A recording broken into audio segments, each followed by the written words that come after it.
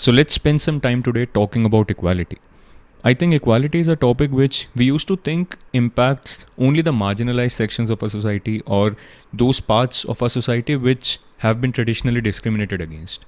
But I think as of 2023, since we have been having these conversations over so many years now, I think the topic of equality has started to impact even those sections of the society which used to be traditionally thought of as privileged or people who do not see the ill impacts of inequality. So I think as of 2023, this topic impacts every section of the society, impacts them differently, but impacts them nonetheless. And therefore, I think it will be good to spend some time to uncover the depths of what is equality and where it's going wrong, at least as of 2023. Let's go. So then what exactly is equality? I think anyone who's listening to this video right now, listening to this episode, understands English, so also understands what equality means. Roughly, all of us have that idea. But still, to put it into words, I think I would say that equality, to define it, would mean the state of being an equal or being treated as an equal, irrespective of caste, creed, gender, social background, etc. I think that is a generally decent definition to agree upon. But that raises the second question. That raises the question of how do you measure whether you are an equal or whether you're being treated as an equal?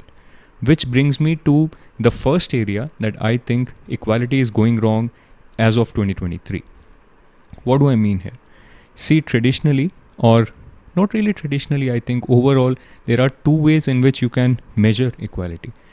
It is in terms of equal treatment or in terms of equal performance, or what sociologists or even politicians for that matter now try to bucket under equality of opportunity or equality of outcome.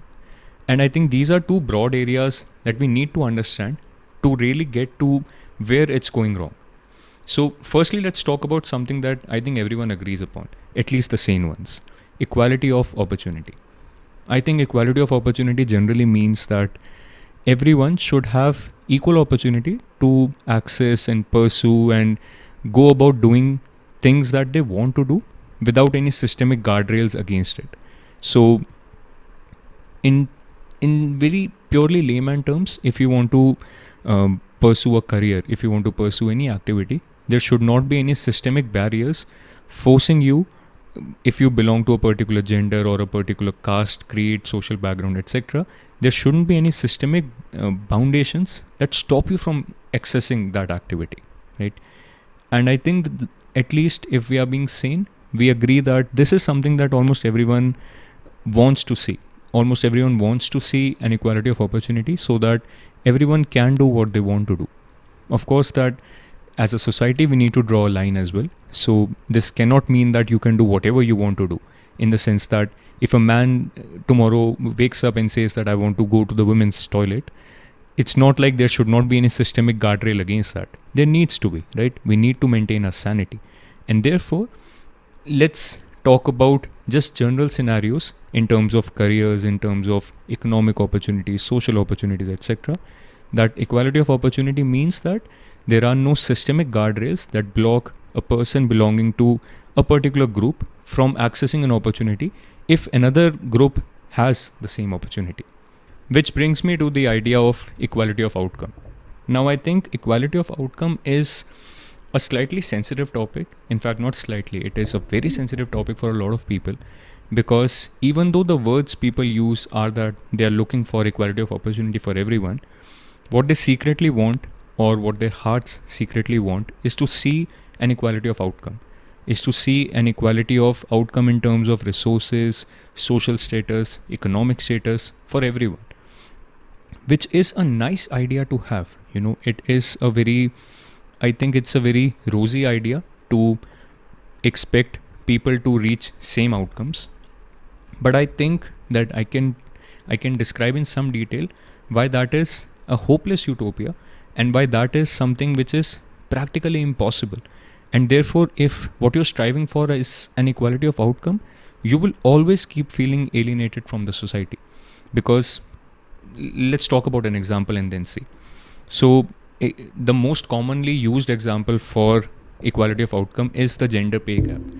if you do not understand that, what it means is that there exists a gender pay gap in the sense that politicians have used this for quite a number of years.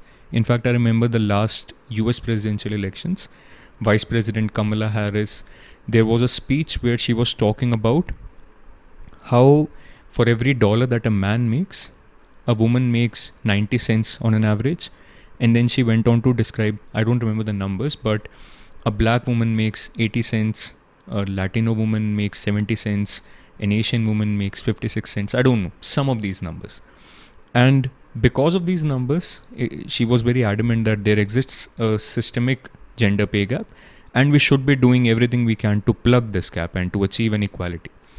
Now, whenever these kinds of figures are thrown at me, I am always very psyched to ask a lot of questions to anyone who's actually trying to conduct this analysis. Because do you really expect these numbers to be the same or to be equal or even close to being equal? Here's what I mean. I've been working in the software engineering industry for close to 10 years now. If you were to pick any of the companies that I've worked for and just randomly taken out an average of the salary that men draw versus the salary that women draw, would you really expect these averages to be the same, irrespective of the functions the women are working in or the jobs that the men are doing, etc.? Even if you were to pick a singular function, even within that function, someone could be doing work that is entirely different from some other employee, irrespective of their gender. So even if I was to pick a single business unit, within that business unit as well, there would be so many different teams working on so many different charters and working in so many different pay structures that the salaries cannot be equal. You cannot expect the average salaries to be the same. And to take this example to a little more extreme, let's say without distributing people on the basis of their gender, if you were to pick any other dimension, let's say you were to pick right-handed people versus left-handed people, or let's go even more berserk, people who wear spectacles versus who don't, or people who have black as their favorite color versus people who do not have black as their favorite color. If you can pick any dimension, distribute people into two groups and average out their salaries, would you really expect the average to be the same? I think it should be very obvious to anyone who's thinking deeply about it that yes, we cannot be expecting the averages to come out to be the same. And therefore, equality of outcome, when measured in this kind of a bizarre scenario, is of course going to lead you to convince yourself that there still exists some systemic inequality that you need to do something for. While what is really true is that this kind of an equality of outcome is something that will never exist. You cannot have an equality of outcome in this scenario. For example, if you say that women make less money than men, what does that even mean? Do men make the same money as the other men? I mean, there are so many different ways in which people get paid. People make so many different skill sets. People work for so many different kinds of teams and managers and whatnot. How can you expect the average salaries to be the same? So I think personally that equality of outcome is almost a hopeless utopia which is practically not possible, and therefore that is not how we should be looking to measure equality against. And this is something that I think I'm using these words that this is where equality is going wrong in 2023, but this has been well documented for a few decades now. In fact, there is this one guy who I wanted to touch upon in this video because every time I talk about equality, I am reminded of a few lectures that I listened from him. He was a brilliant, I'm not sure if he's still alive though, but he was a brilliant teacher, Thomas Sowell. For what it matters, he's a black guy. So I think that puts some credibility, at least for people who do not like to see white people talk about things of this sort. But anyway, so this guy, he talks in much detail about how equality of outcome is something which is absolutely bizarre and which should not even be expected, let alone be practiced. So he described that he ended up being a Harvard scholar and he was a teacher there, so very successful in his career. And he says that he belonged to a family that absolutely could not support him through his school. There was, I think, no one in his family who had even crossed the 7th grade. So he says there was no support from his family with regards to his lesson. So when in school, he was quite disadvantaged compared to other children who had parents who were already educated. But he says that that did not stop his teachers from treating him to the same standard. In fact, he fondly remembers at least his English teacher who would give him a lot of homework for whenever he spelt a word incorrectly. And he says that because of all of that, because of his teachers holding him to the same standards, he practiced harder. He had to practice harder, but that also led to his success. And this is what I mean. You cannot be so, see, in a way, it feels good if you are from a section of the society that is privileged. It feels good, you feel good about yourself when you talk about equality in terms of equality of outcome, that this is what you're trying to pursue.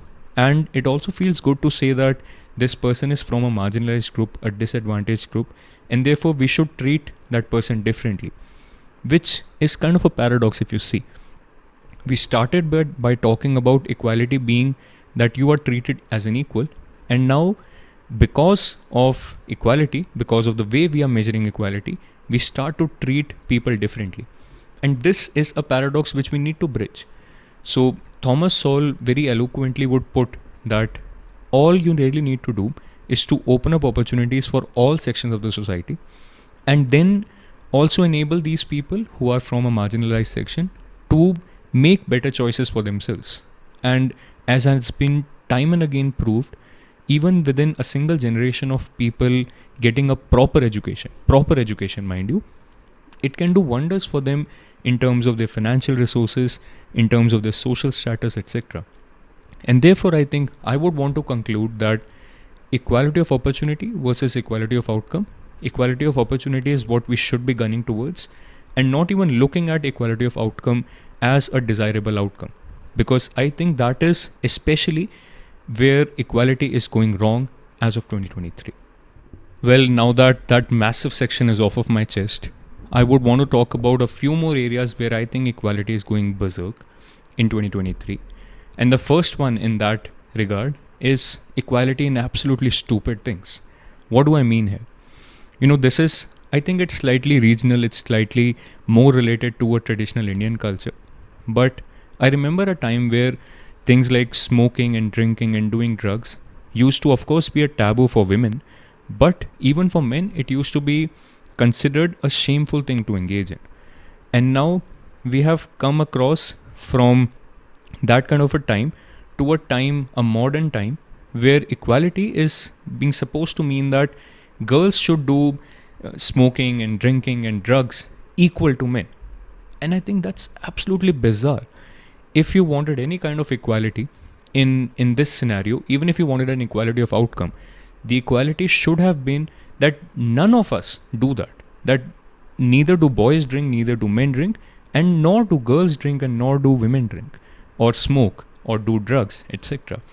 But somehow this idea, which I know is a triggering one for a lot of modern people these days, this is an absolutely insane idea to pursue equality in terms of even stupid things that men have done over the years. And somehow equality for us has now started to mean that we will also start to pursue those same stupid things. I think that's bizarre. I think that's absolutely berserk. And I think that we can be better than that. And I think we should be better than that.